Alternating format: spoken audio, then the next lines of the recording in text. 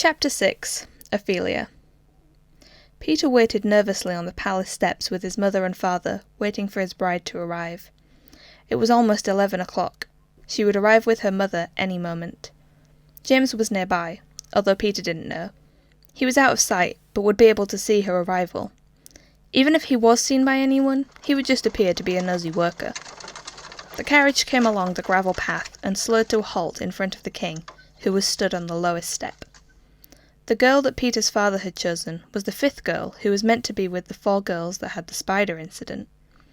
King Harold chose her since Peter had never met her before, and she was a high-class lady. Peter's expectations were low. He thought a pale-faced, dull-looking girl with a fixed smile would step out of the carriage. The coachman opened the door and helped the woman out. An older lady stepped out first, the mother. Secondly, Peter's bride-to-be stepped out. All Peter's expectations of this girl disappeared immediately. She was the most beautiful girl he had ever seen. If he hadn't have been in love with James, he could have easily fallen for this girl. She wasn't wearing much makeup, and she was gorgeous. She was wearing a long flowy light green dress, and her ginger hair was up with ringlets falling at the sides of her face. Her face was naturally fair, and light freckles dotted her nose and cheeks. Her facial features were delicate and perfect. The hair that was tied up was dotted with shiny white beads. The girl and her mother approached the king and curtsied low. He took their hands one at a time and kissed the backs of them. He turned to Peter.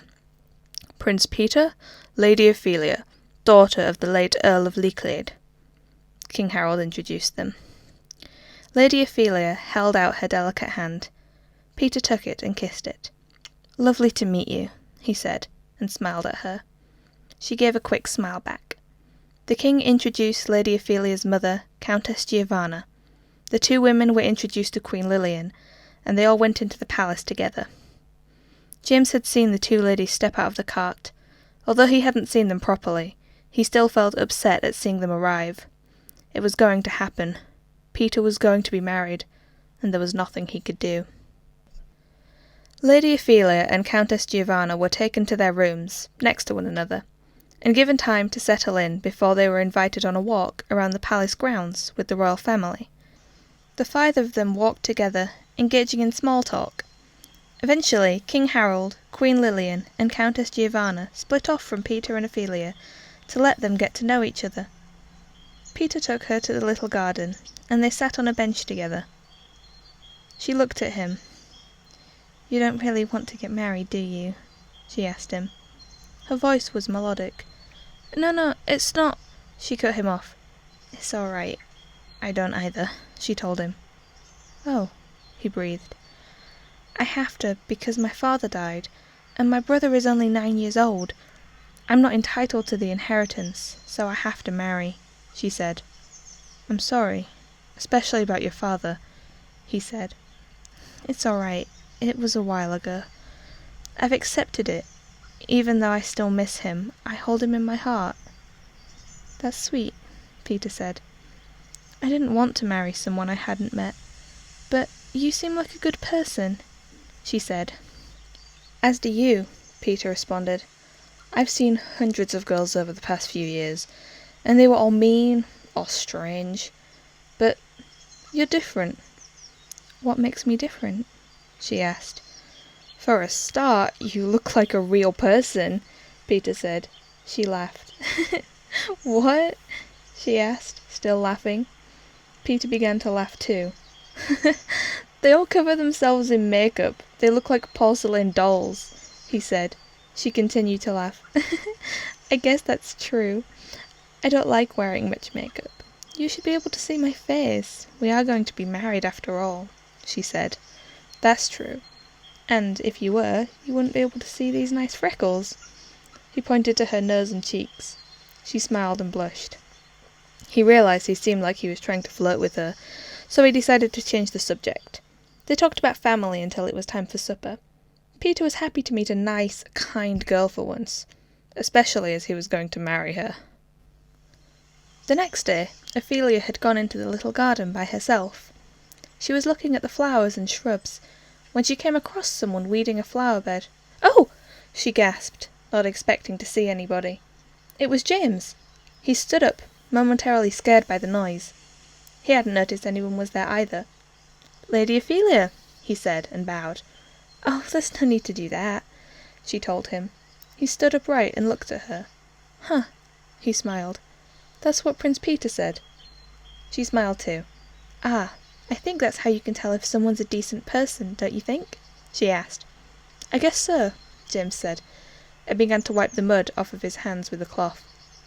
"Are you the gardener?" she asked, excitedly. "I am." "Oh, I have some flowers my brother gave me. Do you think you'd be able to plant them for me?" she asked. "I definitely could," he said. "Don't you want them in your room?" "I would keep them there, but I don't want them to wilt. If they were planted, they could continue growing," she told him. "Well, yes, I can plant them for you. I'm somewhere in the garden most of the time. I shouldn't be difficult to find." "You can bring them to me to plant whenever you like," he told her. "Thank you," she said, and continued looking around. James carried on weeding the flower bed. James sat with Peter under the willow tree. "So, what do you think of her?" James asked. "I wanted to hit her, I really did, but I cannot. She's very nice," Peter admitted. "She is," James agreed. "I met her too," James said. "You did?" "Briefly. She said the same thing you did, that I didn't have to bow," James told Peter. "That doesn't surprise me," Peter said. "She is pretty too," James had to admit. "Yes," Peter said, "but I think you're more beautiful than anybody," Peter said, moving James's curls out of his face. "I don't think that's true," James said, looking down. "But I do," Peter said, leaning in and kissing him. Peter had spent more time with Ophelia and was beginning to think that he could trust her with his secret. He didn't want to tell her immediately, but thought that he would wait until a couple of weeks before the wedding to explain his situation. James agreed with Peter that this would be a good plan when Peter suggested it after secretly chatting to James through a shrub while he was working. Ophelia was so kind, it would be mean not to tell her, but he wanted to make sure that she was not likely to run off and tell anybody. Peter's father came to see Peter. Again, he strode into Peter's room without knocking. Peter was eating an orange. "I really must start locking that door," Peter said, when his father came through. "I know it's only been 5 days, but I wanted to see what you thought about Lady Ophelia," his father said. Peter separated an orange segment and said nonchalantly, "I like her." His father looked like he was going to fly. "Thank the heavens," he said, throwing his arms up to praise God. Peter rolled his eyes. "That's a bit over the top," he told his father, and he ate the orange segment.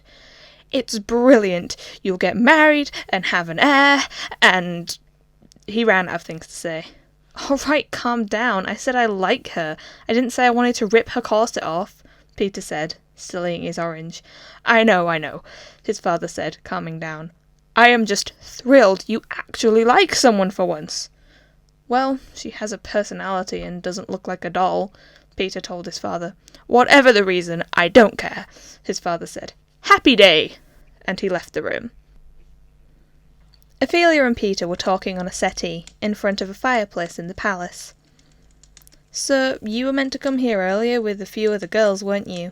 Peter asked. "Yes, I was, but I got a terrible fever. I couldn't get out of bed," she told him. "Oh my," Peter replied. "It's good that you're better now." "Yes.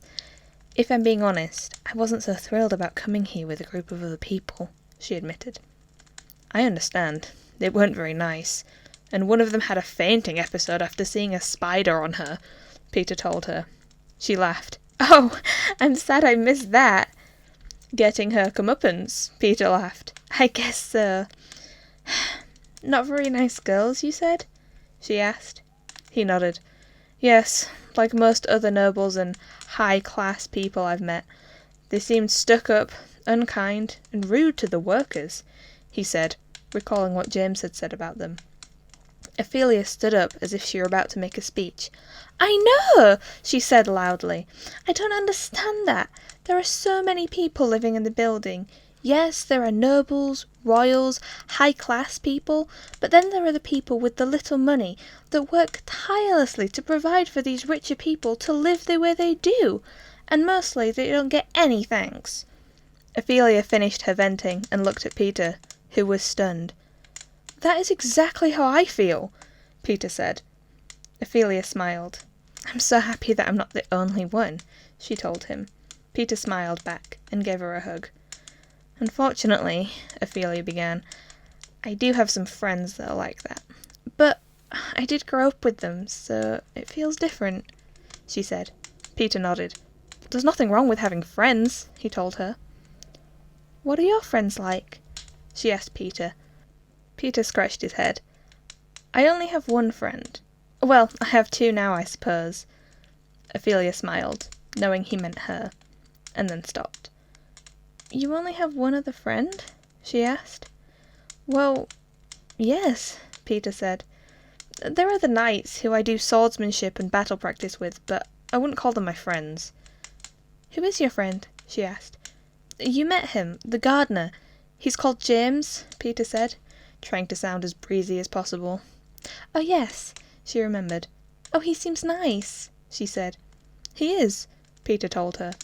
"But my father doesn't know I'm friends with any of the workers. He would hate that." Ophelia frowned. "Well, your father doesn't seem like the kindest person." "That is putting it lightly," Peter told her. Ophelia had been at the palace for 2 weeks. It was early in the morning. She had woken up feeling slightly homesick. Even though she knew she was going to be living in this palace, she missed her brother and the gardens back at the manor. The sun was rising, and she decided to go out to get some air. James and Peter were in the small garden. "This silly rose bush," James said, looking disappointedly at the one pink rose. "Stop it," Peter said, smiling. "There's nothing wrong with it." James looked at him. "Why does it only bloom one rose?" he asked. Peter looked at it, and then back at James. "It's you. That rose is you, and there's only one of you. That's the gift," Peter said, believing that wholeheartedly. James smiled. "That's sweet." He hugged Peter. Then he kissed him. Both Peter and James heard a gasp. They pulled away from the kiss, to see Lady Ophelia standing behind a hedge, her head visible. She looked shocked. Then she ran inside through the side door. Peter looked at James in a panic. "Go after her, I'll wait here," he said. Peter ran through the door and got a few paces inside before stopping. He turned back to the doorway. Ophelia was sat on the floor inside, next to the door frame. Her back was to the wall, and she was curled up, crying. Peter walked over to her and crouched down beside her. He wanted to say something, but couldn't find the right words. She eventually lifted her head up. He saw her knees wet from tears, and her cheeks were glistening. He looked at her with guilt. "I'm sorry," he whispered. "I was going to tell you, just not right now. I'm so sorry you had to find out this way." She shook her head. "No, I understand," she managed to say, voice quivering. "I shouldn't even come into this," she told him. "Well, of course you do, and I completely understand your response. I would have understood if you'd have run off and told everybody," he said. "I would never do that," she told him. "I'm only upset because I thought that maybe you could have loved me." More tears fell from her eyes. He placed his hand on her shoulder. "I am sorry," he told her. "I really am." "Don't apologize," she said, wiping her eyes. "You love who you love, and that's all there is to it," she said. "I want to apologize to James for running off like I did." "I don't think he thought anything of it," Peter told her. "I want to. For myself," she said, and stood up. "I also want to get to know him," she told Peter, composing herself. "Of course," Peter said. He smiled and took her hand, and he walked her over to James to properly introduce them.